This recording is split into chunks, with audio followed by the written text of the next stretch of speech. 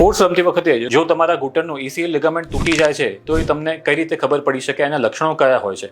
તો પહેલાં તો ECL લિગામેન્ટનું કાર્ય શું છે એ આપણે જાણવું જરૂરી છે. અમારી પાસે આ ઘૂંટણનું મોડલ છે. બરાબર ઘૂંટણના મધ્ય ભાગમાં આગળની તરફ ECL લિગામેન્ટ આવેલો હોય છે.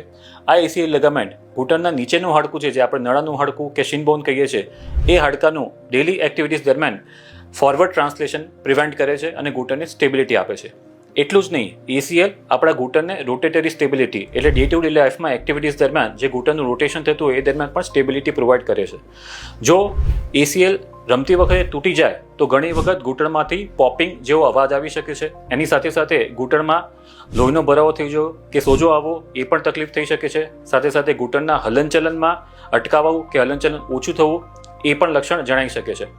જો મેં તમને સમજાવ્યું એમ ECL ઘૂંટણને સ્ટેબિલિટી આપવાનું કામ કરે છે. જો ECL સંપૂર્ણપણે તૂટી જાય તો ચાલતી વખતે, ઉતરતી વખતે કે રૂટીન એક્ટિવિટીઝ કરતી વખતે ઘૂંટણનું હાડકું બીજા હાડકા પરથી અસ્થિર થવાથી આપણને ઇમ્બેલેન્સ જેવું લાગી શકે છે, પડવાનો ભય લાગી શકે છે કે ઘૂંટણમાં કોન્ફિડન્સ ઓછો હોવો એવો પણ આભાસ થઈ શકે છે. Thank you.